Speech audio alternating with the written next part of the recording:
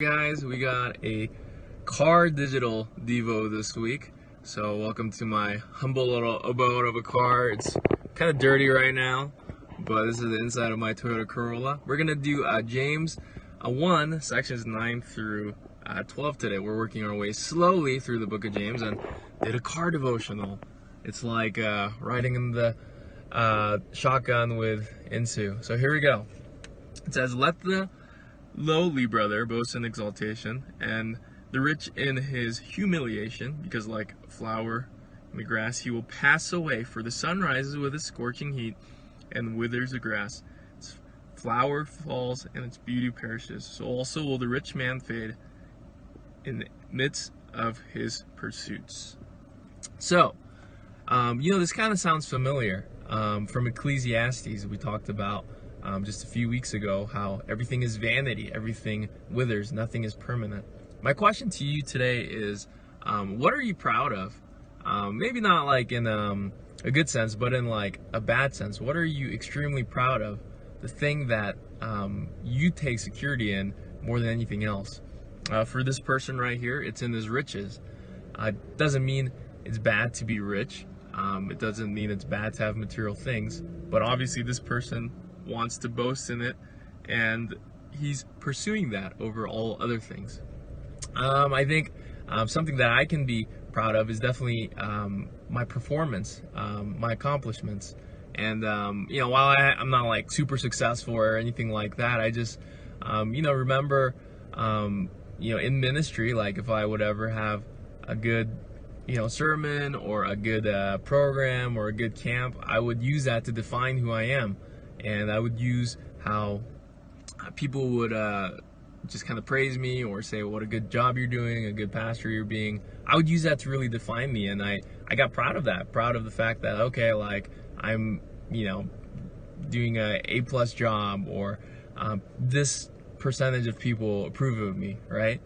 And I think it's easy to do that with a lot of things, and this passage in James says that all will fade away, that flowers and grass, that it will wither. It can't stay here forever. And I think it's just, important to note, like all the things that we pursue. I go to the gym a few times a week, and I think one of the things that, we try to do is have our beauty, right? Beauty and health. But, you get to a certain age and it's just like hard to keep up. And maybe I'm young and healthy now, but, 40, 50 years, like it's gonna, it's already breaking down. Every time I bend my knee and back, it's creaking.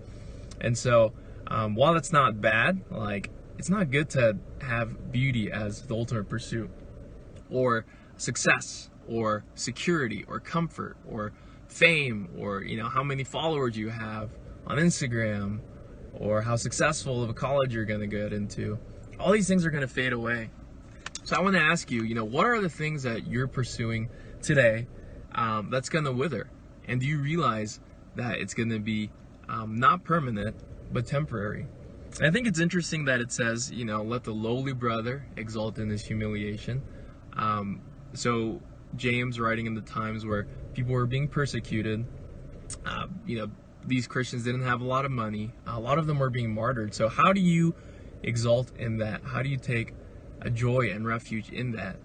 And I think a few things here. And obviously, I think one of them is that we have a treasure eternally, not just in this life. So yes, I think it doesn't mean that, when it says let the lowly brother be exalted, it doesn't mean like he's going to just be free from all pains and troubles in this life. God could, but if he doesn't, he knows that there is a greater reward for him in heaven. And just that security of knowing that he belongs in Christ, that he has worth, way more than fame, that he has riches in heaven, that he's called a child of God, that is much more valuable in God's eyes than anything else. And it says for the rich person, he's going to be humiliated. Not to say that riches or money or having things is bad, but if that's all he takes pride in, if that's all he can take comfort in, then yeah, eventually that's going to wither. And you can't take that with you in heaven. The success, the fame, it all disappears. It's just here momentarily.